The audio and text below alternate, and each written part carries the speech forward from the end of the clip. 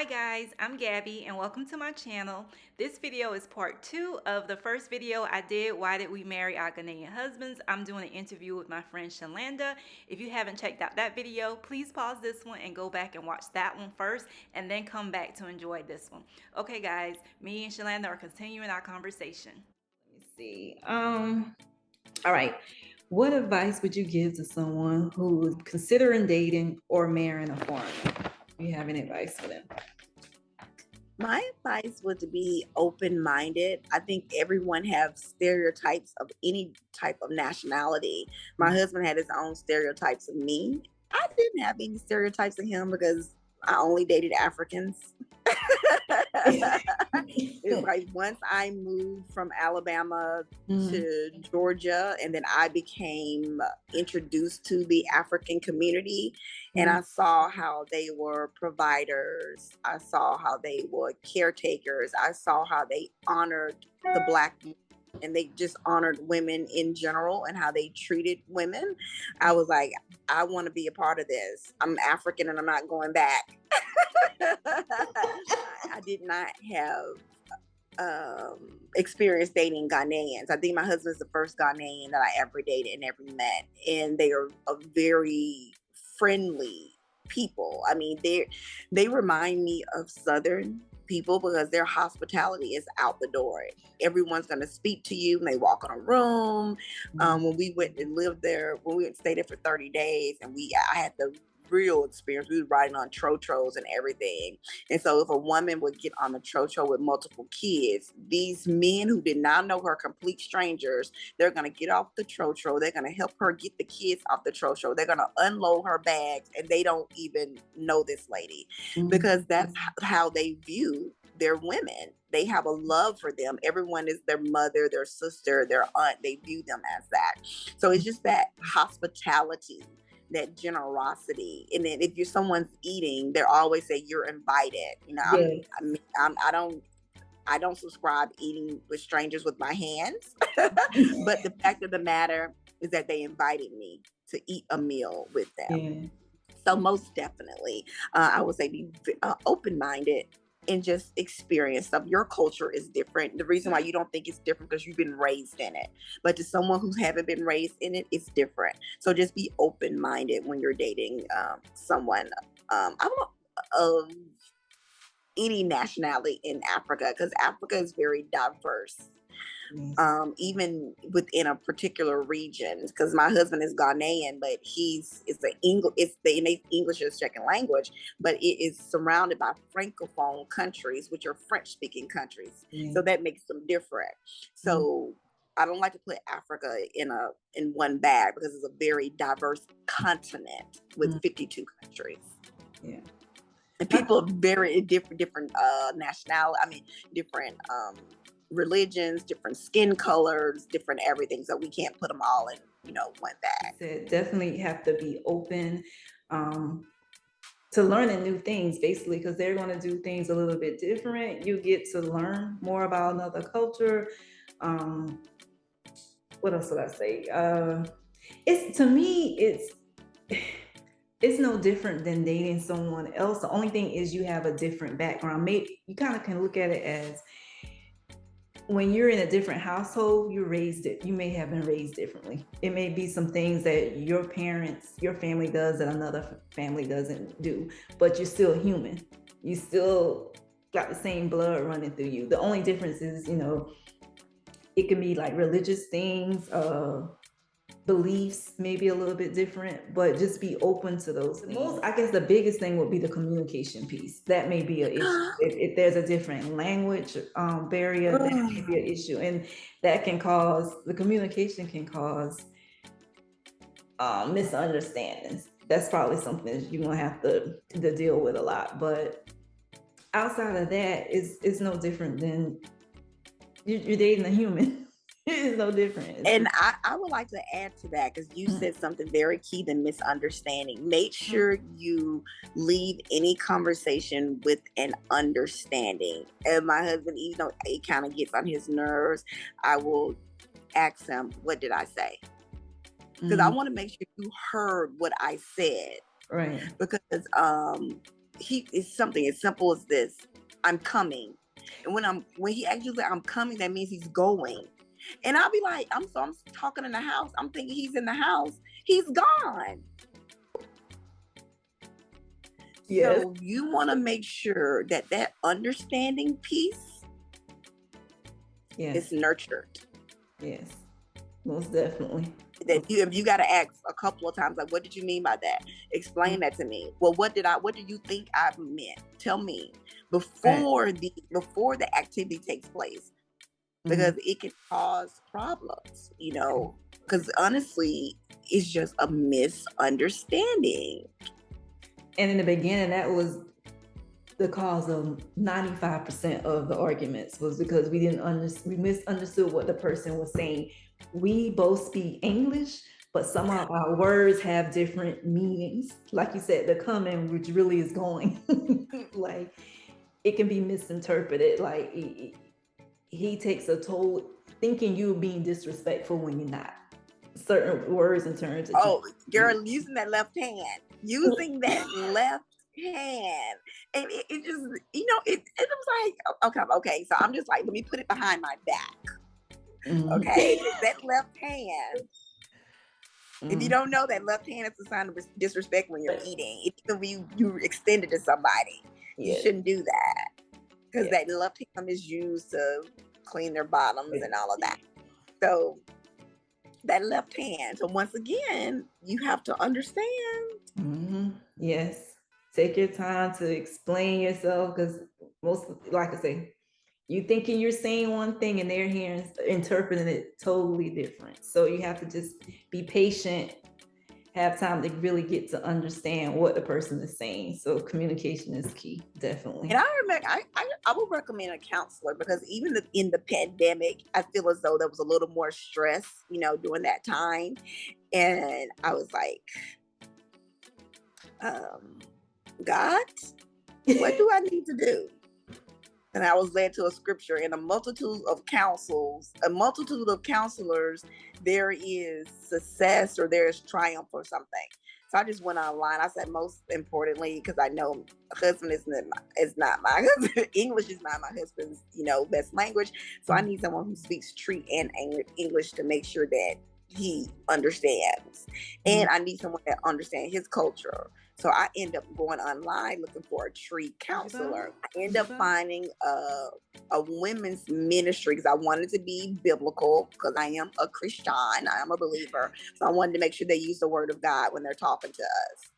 And I end up finding this ministry, warring women or something like this. And I said, okay, I need a counselor for me and my husband. Can you guys recommend, a marriage counselor?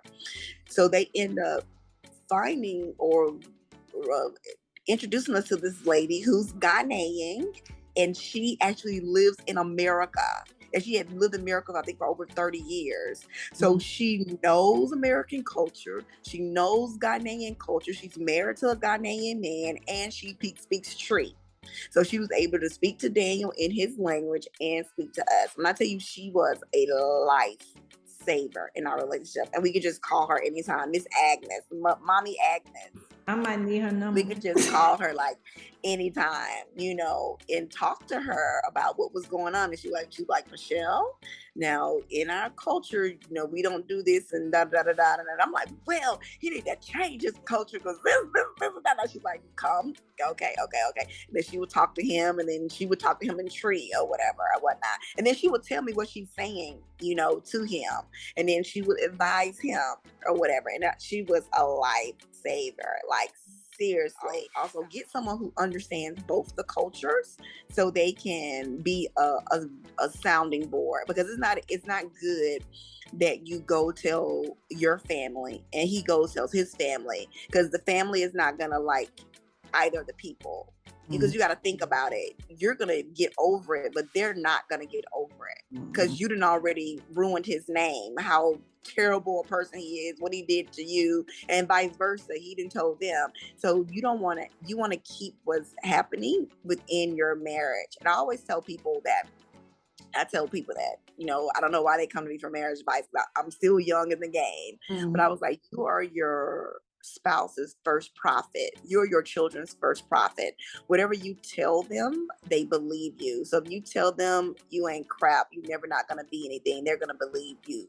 And then it's gonna make them feel a certain type of way. Maya Angelou always said that a person may forget what you did, they forget what you said, but they're never gonna forget how you made them feel.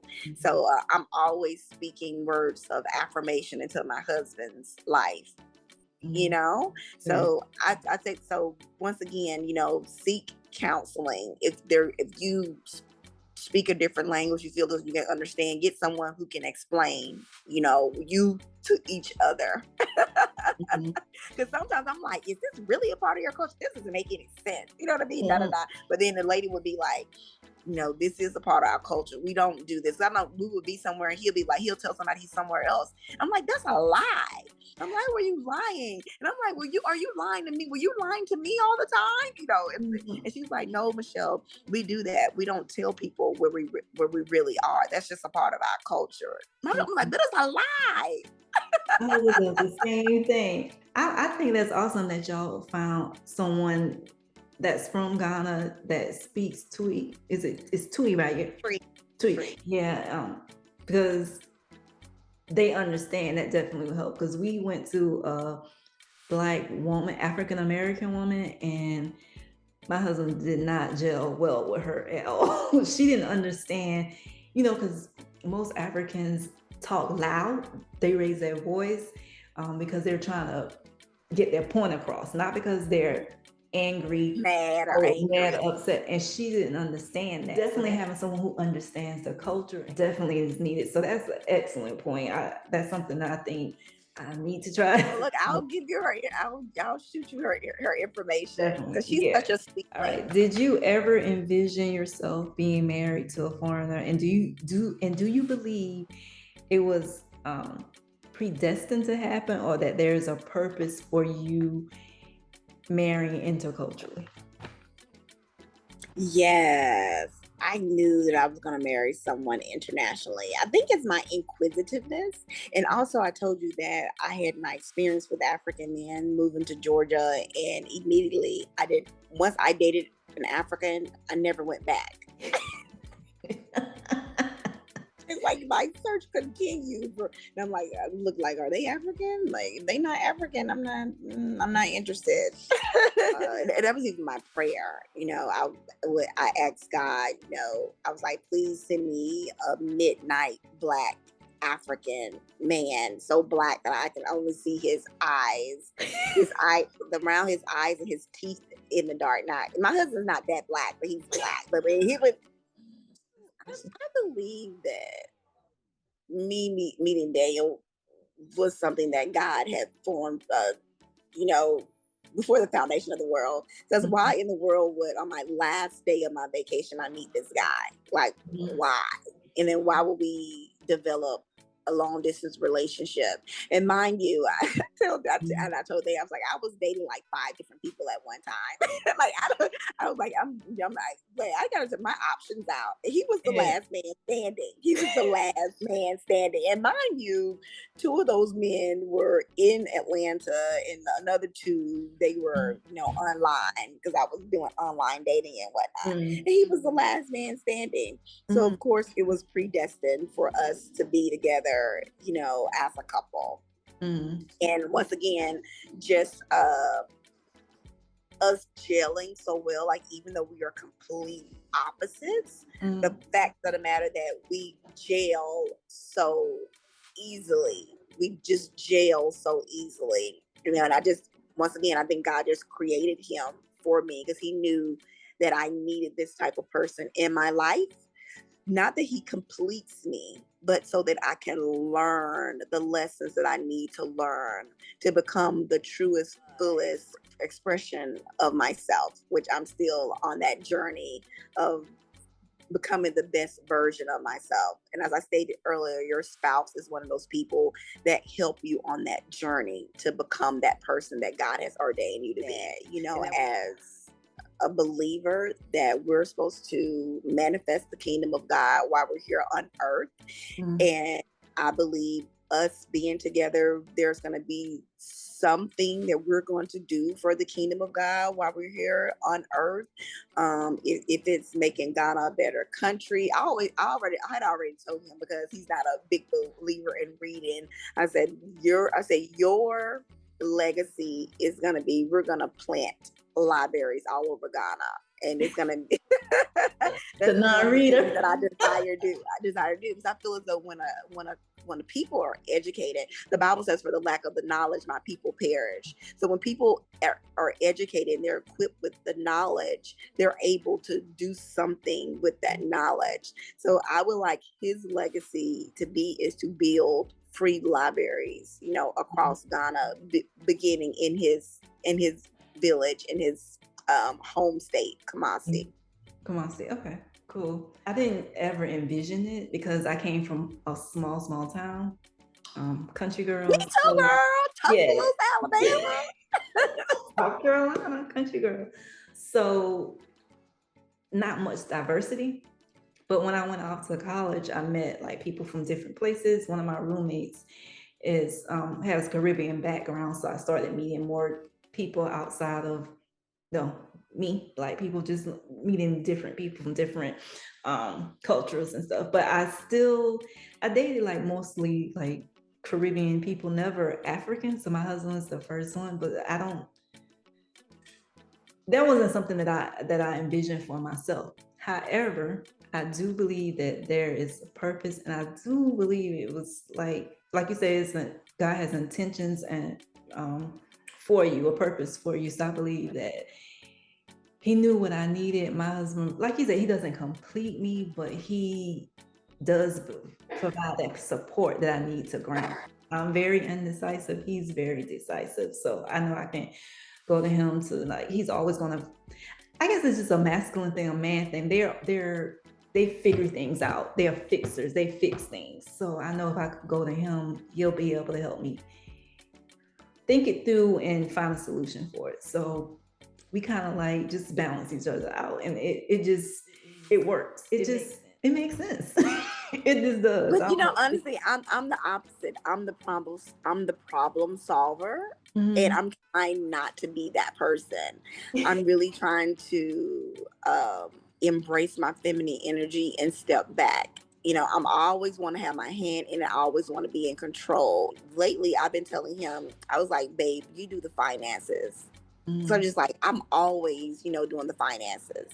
So you do the finances. He's just like, okay, here's the money. And I'm like, no, I want you to be involved with finance. Because it's like, I have the headache of saying what to pay. I'm going to step back and I'm going to let you do the finances. You being more, involved in the household stuff. Because my thing was that, okay, I am the CEO of this dynasty. So he goes out, he works, he brings the money back, and then I do everything else. And I'm just like, where did I get that from? Where did I learn that from? That's because I'm so used to being in control. And in my family, we are controllers. The women, because we have dominant women, but the next generation, after the grandchildren, they're starting to marry. Well, they have married. And so now they're with their spouses. So now we're learning, like, okay, the woman is not in control, take a back seat, get in the passenger seat, or even the back. I just rather just get in the back seat, me personally, and just let them drive, but you think to yourself, it's like, I've been doing this for myself all these years. Can he really do that? Can he really make decisions that are going to align with what I believe in, and that's going to be the best for me? But why wouldn't he? If we are one, so when he make a decision for himself, he's making the decision for me. So it should be for the best of us, but it's a programming thing. So I have to program my mind to believe that he has my best interest. I mean, I don't know, but it's always in the back of my head, oh, my husband is going to leave me for somebody else. He's just trying to get his papers or whatever. But then I think about Job saying that the thing I feared the most have come upon me. If I put that energy out there, that is what's going to happen. And I've had this conversation with my husband. He was like, why would you think, like, why would I leave you? Like, Mhm. for what reason? Just to get some papers to go to the US. He's like, that is not even my main concern. He said, my main concern is my career. You know, honestly, I think my husband loves me more than football. Just to be because we didn't apply for the visa until 2021 because he really wasn't that interested in it. His main concern was playing football. So I have to reprogram my mind. I have to challenge my mind, or get those thoughts of my mind that, oh, when he gets his papers, he's going to leave me or whatever. You know what I mean? So Mhm. it's like, okay, let me trust is the issue. That's the Mhm. thing. That's the thing that's difficult. The trust thing. Mhm. So I'm learning to trust him, to trust him, you Yeah. know, to trust my husband. That was the thing that we Mhm. struggled with. And I think because it's funny, he said, when I was in the US and you trusted me, but it's like, you're here with me now. What Mhm. has changed? And I said, Yeah. I think it was when you had told that person that you was somewhere else, and they just came to my mind. But what else this Negro done lied about? You know what I mean? But he was like, Mhm. it's not lying. He's like, I do not lie to you. He's like, I do not lie to you. I will never lie to you. So I Mhm. have to get that in my mind. You know what Yeah. I mean? That he loves me so much that he would never do anything to hurt me. He would never do anything to harm me. He does not want to, jeopardize our relationship because he loves me back. And he tells me this all the time. He said, you have, me and my husband, we've been in one room. We always stay in one room. Mhm. So there's not much you can hide. I think you had a 4-bedroom house or whatever, but we've Mhm. always lived in one room, a hotel room, a studio, or whatever. And he Mhm. was like, what have I done that make you? And he made me think about it. What have I made you done to make me think that you can't trust me? He said, I know people, they cannot leave their phone open. They cannot go to the bathroom and not take their phone with Mhm. them.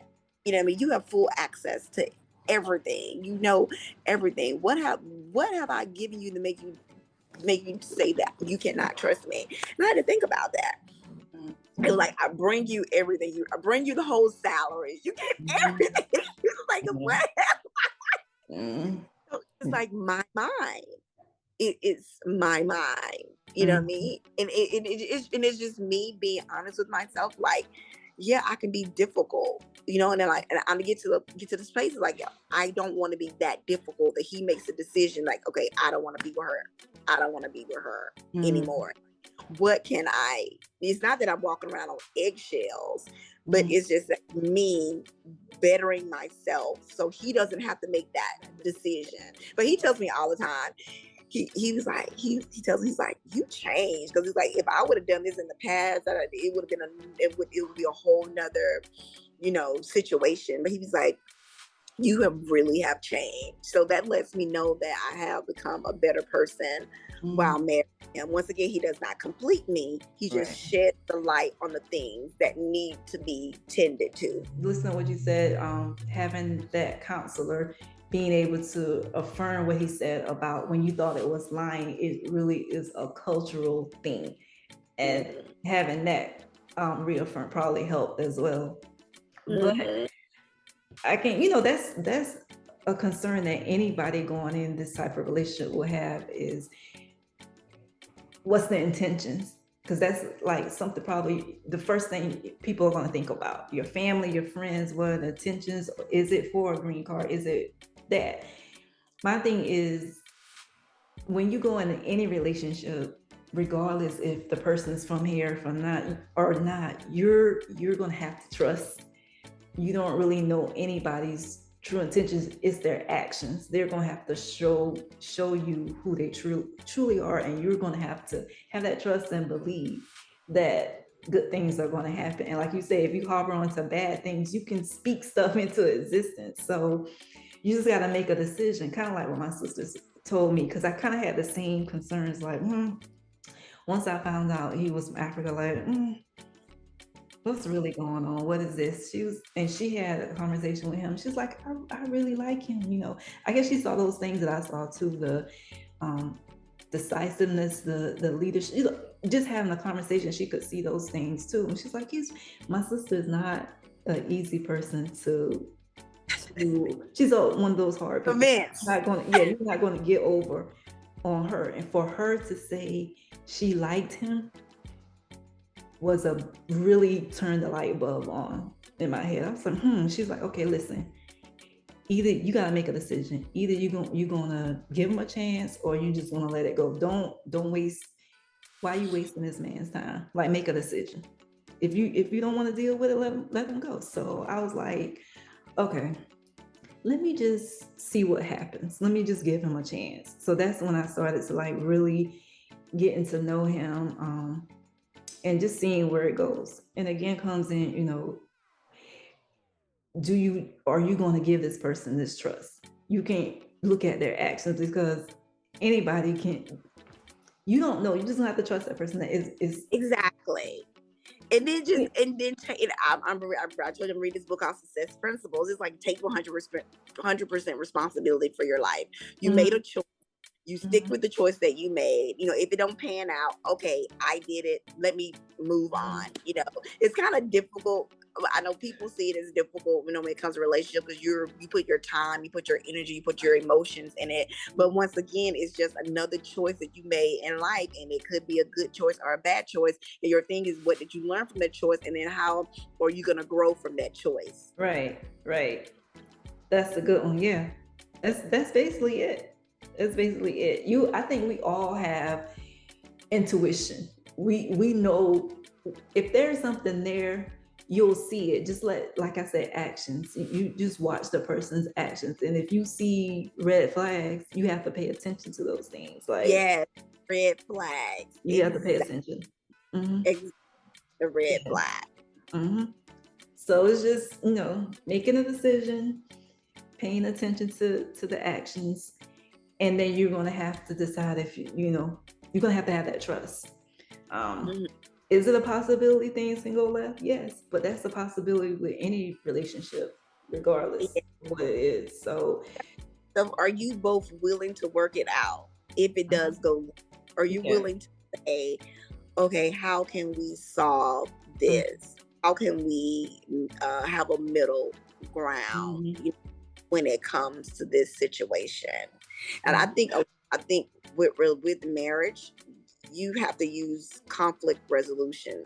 Another thing I love is the fact that divorce is not a word they just throw out there. My husband's just like, because anytime we have an argument, I'm like, divorce. He's just like that never comes to my mind, but that's just like so far from my mind. Why did you jump to that? In the beginning, it was like that. I was like, divorce. That is just like so far from my mind. Like, why are you always jumping there? We can't get along. No, there's always a way to solve a problem. There's always a compromise. Why do you think they call it negotiation? For a reason. It's just that you decided that you don't want to, resolve it. But the one person has said, in which I'm kind of like always that person, I don't want to solve it. Because in another issue, the ego comes into play. And that ego, I've been working on that ego. That's what I've been working on, my ego. Because I'm this, and I'm this person, and I have the degrees, and I have that. This. I don't have a degree to his name. But when I tell you, he is so wise. When I come back and sit, be like, you was right. I should have listened to you. My husband says that all the time. He's like, you got the book smarts, but I got wisdom. And he's right. He has anything he sets his mind to, he can do it. It doesn't take much for him to learn things. Wisdom. He has all of that. Yeah. I mean, he is so wise. And then he just makes the suggestion. He doesn't put it on you. It's just a suggestion. And especially when I was in I just came out of 10-day meditation, and I was just sitting there. I was like, he said it. He said it. He said it. And I came out. I was like, baby, I'm just gonna do whatever you tell me. I'm just gonna listen to you, because you're always right. But it's just my ego. My ego won't let me do it. I think it's an American thing. It's probably a woman thing too, having to have that last word, and just I have to work on that too. Yeah. Thinking I know everything when I don't. It's like you said, you may be book smart, but I got the wisdom. I got the wisdom. I just love so gentle. He's like, Yeah. okay, well, you'll just learn. I'm not gonna press it on you, you'll learn. Yeah. And he never told you so or anything like that. That's all the questions I had. Is there anything you want to add, maybe? I was gonna ask you. Okay. My thing, you guys, just it's not about the culture. It's about the different religion. Like, has that caused a problem, in you all's relationship? I just feel as though religion can have, just like culture, religion can have like their own different. Yeah, you're right. New that come along with it. Mm-hmm. But because I'm Christian and he's Muslim, but what he told me was that's not something that he would press upon me. Like he didn't want me to convert just because he is Muslim. That's something that if I should decide that I want to do, he wanted it to be a decision for me, because if we were to separate, then I would most likely just leave the religion, because I only did it for him. So he wants it to come from a place of something that I want to do. So it hasn't really caused any issues. We have a lot of conversations about religion. That's something that we talk about a lot. But I think the common ground is we both believe in God. We both he prays, I pray. Sorry. So we both have that belief system in God, that respect for God, him being the center of our lives. But it hasn't really brought any major issues. My husband's mother is Christian, but his father was Muslim. So he attended church. His mother taught him that, but he made a decision that he had a choice. Was able to choose between what he wanted to do. It kind of similar house divided, not divided, but different religions. And he chose that Muslim. So I guess that's why he knows both sides so well as he does. So I think that kind of, he has an understanding for both. So I think that plays into it too as well. I don't actively attend a church now. He prays at home, so he doesn't attend a mosque or anything like that. So it's not like it hasn't caused any major friction in the house. I can see where it can. Some households it may, but I think because of his acceptance and understanding of me having to make the decision, not that it's because I'm this, you have to be. He's okay with it the way it is. So it's not a pressure to convert. Or vice versa. Or you converting him, because it could go the other way. I dated a Muslim when I was in Atlanta, and at first we met in the club. So neither of us, when we was dating, neither of us was going to the church or going to the mosque. He wasn't praying or anything. But as our relationship progressed, we started leaning more on our spiritual side. Like, he started praying 5 times a day. He started going to the mosque, and then I started going to church. And then it did get a little serious. He wanted to, take the relationship to another level. And that's where the pressure came. And I think there was a fear from them that because I was so deep in the faith, that I possibly could have converted him. They would say things and I would come back with a scripture. Like one time it was like this ambush. It was him and 2 of his cousins, and they had came at me, about converting or whatever. And every time they came with some with the Quran, I came with what the Bible said. I was like, I think if we just would have been like you guys and had that understanding that there is one God. I mean, Allah is an Arabic word for God. There is God. And unfortunately, we've been separated because of not only religions, but even denominations within religions. There's a saying that when you divide, you conquer.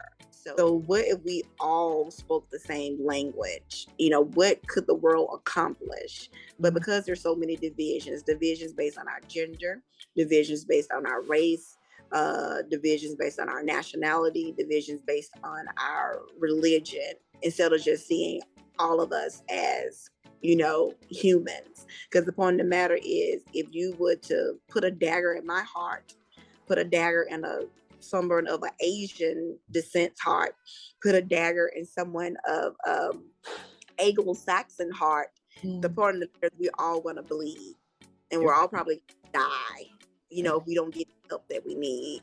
So I just feel as though religion is another division mechanism that set people back, All right. Well, thank you, Shalanda, for joining me today. I really enjoyed our conversation. Can you tell the people where they can find you? They can find me on Finding Michelle on any of the social media outlets, whether it's YouTube, Facebook, or Instagram. I also have my website called www.finding.chalanda.michelle. On my website, I talk about my search of finding the highest, truest, fullest expression of myself living abroad, and also being married to a foreigner. And I tell people all the time, living in a different country and married to a person of a different nationality is life training on steroids. Any of you all that are in the US, I have a trip planning to a 10-day trip coming to Dubai, March the 8th through the 18th, 2023. You can go to my website, look on my shop page. It will give you more details about the trip, the itinerary. And also, if you're facing any fear in your life, I have an online course called Fearful to Fearing Less. It's 5 videos, 7 steps on how to overcome fear. And once again, you can find that information on my website. All right. Thank you, Gabby, once again, for the opportunity to be on Married to the Culture. I love that name, by the way. Thank you. And thank you so much for taking time out to come talk with me. I really, really enjoyed it. I will link everything for your socials down below so people can find you as well. And I want to thank everyone who's watched this video. Thank you so much for tuning in to watch. I hope you found something helpful if you are going through a similar experience. So thank you guys so much for watching. Hope you found this helpful and look forward to seeing you guys in the next video. All right, don't forget to like, subscribe, and comment, and share. See you in the next video. Bye.